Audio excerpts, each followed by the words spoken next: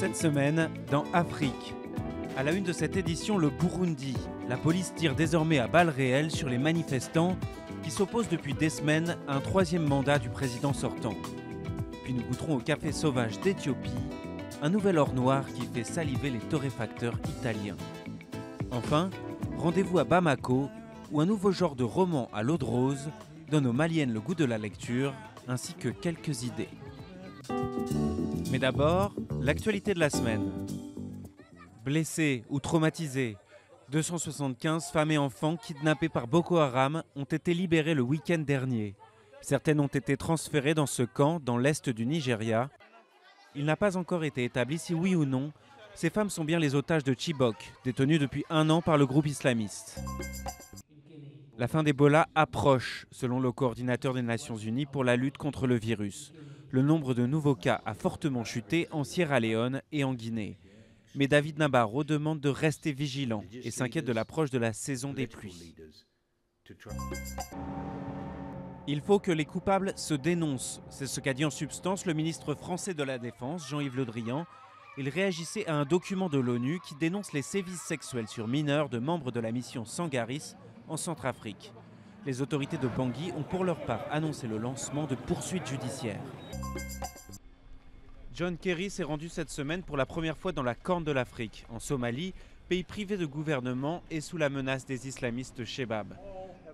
Il a également fait escale à Djibouti, qu'il a remercié de son aide pour l'accueil des Américains qui ont fui le Yémen tout proche.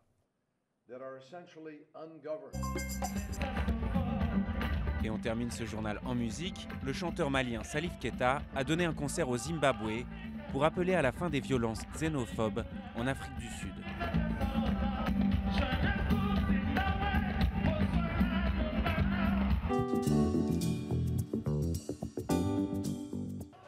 Tous contre un troisième mandat de Pierre Nkurunziza. La contestation continue au Burundi malgré une escalade de violence. Le gouvernement a annoncé qu'il ne reculerait pas.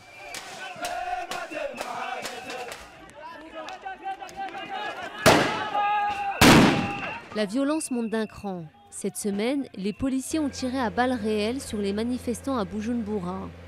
Depuis près de 15 jours, ils demandent au président sortant, Pierre Nkurunziza, au pouvoir depuis 2005, de ne pas se présenter pour un troisième mandat. Sous la pression internationale, le gouvernement a ouvert des négociations avec l'opposition. Mais ce candidat à la présidentielle affirme avoir été arrêté par la police. Ils ont lancé des grenades au milieu des manifestants. Hier, ils ont kidnappé ma femme. Elle a failli être tuée. Hier, ils ont tiré une balle dans le dos d'un enfant. Qu'est-ce que c'est? Quel type de police? La Cour constitutionnelle vient de donner son feu vert officiel au président pour se représenter. Car il avait été élu au suffrage indirect lors de son premier mandat. Mais cela n'a pas calmé les manifestants qui jugent l'institution inféodée au gouvernement. On va aller jusqu'au bout, jusqu'à ce qu'ils disent « je ne me présenterai pas, je me suis trompé ». Le président a fait fermer les locaux de plusieurs médias ainsi que plusieurs résidences universitaires officiellement par mesure de sécurité. Depuis plusieurs jours, des dizaines d'entre eux campent près de l'ambassade américaine. Malgré la situation de crise, l'ombudsman du pays se veut apaisant. Depuis 2013, j'ai eu des entretiens avec les étudiants quand ils ont eu des problèmes à l'université et on a essayé de résoudre les problèmes pacifiquement et nous espérons que le problème actuel, on va essayer de le résoudre pacifiquement. Le gouvernement insiste pour maintenir les élections présidentielles au 26 juin. Les dirigeants de pays d'Afrique de l'Est comptent tenir une réunion de crise le 13 mai, alors que le bilan des violences continue de s'alourdir et que 35 000 personnes ont déjà fui le pays.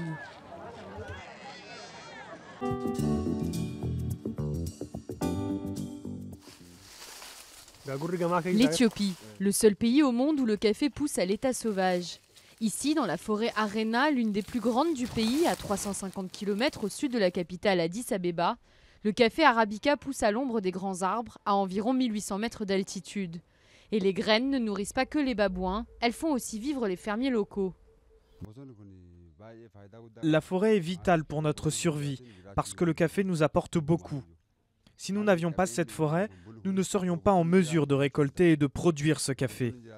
Le café survit grâce à la forêt. Si nous coupons les arbres et nous plantons le café n'importe où, alors il aura une durée de vie très limitée.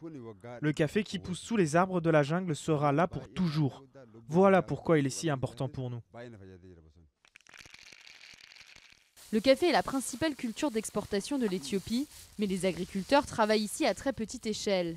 Les caféiers sauvages ont un rendement plus faible que leurs cousins cultivés commercialement, et leurs fèves doivent être séchées lentement au soleil plutôt que lavées en utilisant des méthodes industrielles. Mais très logiquement, ce café qui aide à protéger les forêts intéresse fortement les acheteurs éthiques, comme le mouvement Slow Food italien. Nous ne parlons pas seulement de café, nous parlons de la nature. Et soutenir ces petits producteurs, c'est aussi soutenir tout l'écosystème, cette tradition, ce mode de vie et le développement durable. C'est ça le plus important parce que c'est la deuxième plus grande forêt du pays. Slow Food met en relation les agriculteurs et leurs coopératives locales directement avec des torréfacteurs en Italie pour éviter les commissions que prendraient des intermédiaires. Cette année, un conteneur entier de café sauvage est envoyé en Italie. C'est la plus grande expédition jamais vue.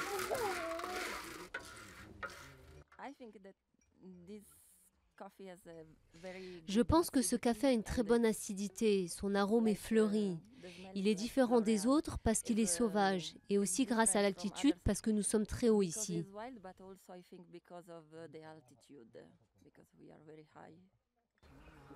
Les forêts où pousse le café sauvage sont rares dans le pays et la menace de déforestation reste forte. Les producteurs locaux espèrent que la vente de leur café permettra de protéger les forêts et pérenniser leur production.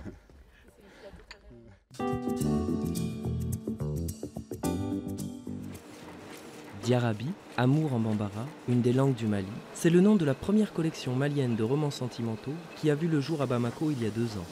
Le dernier titre paru, Amour Aram, relate les retrouvailles d'une jeune malienne originaire de Tombouctou avec son amour d'enfance qui était passé dans le camp des islamistes occupant la ville en 2012. Elle avait peur de ce qu'elle allait trouver à Tombouctou, peur de devoir se soumettre aux nouvelles contraintes imposées par ceux qui contrôlaient la ville, peur de ne pas supporter ce qu'il en avait fait. Ces arlequins maliens, publiés par une maison d'édition financée par des capitaux maliens et écrits par des femmes, remportent un succès grandissant auprès des lectrices dans un pays où la pratique de la lecture est peu répandue. Le fait qu'elles se reconnaissent et dans le contexte, et dans les problématiques, et dans les personnages, c'est quelque chose qui permet de peut-être casser l'image rébarbative qu'elles ont de la lecture. Tirés à 2000 exemplaires, les romans Diarabi respectent les codes de la littérature sentimentale. La rencontre, une situation de blocage, suivie d'un dénouement heureux. Tout cela dans un univers culturel et social auquel les lectrices peuvent facilement s'identifier. Ce que j'apprécie particulièrement dans la collection, c'est le fait que c'est atypique. C'est des histoires d'amour de chez moi, du Mali. Donc c'est un peu le reflet de mes copines et moi. Les protagonistes de ces romans se révèlent également être de véritables modèles pour certaines de ces lectrices. Elles ont des parcours remarquables au niveau de leurs études et moi aussi j'aimerais être comme elles.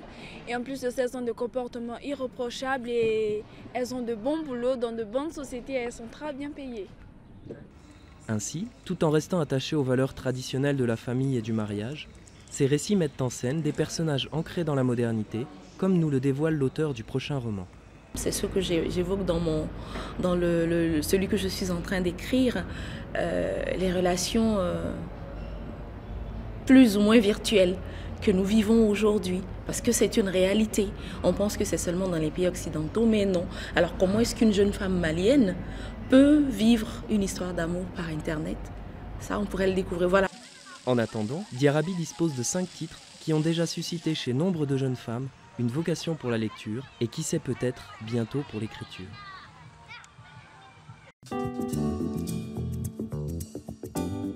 Le plus grand drapeau du monde au milieu du désert tunisien. Il fait plus de 100 000 mètres carrés et sa confection a nécessité 80 km de tissu. Les organisateurs espèrent qu'il figurera dans le livre Guinness des records.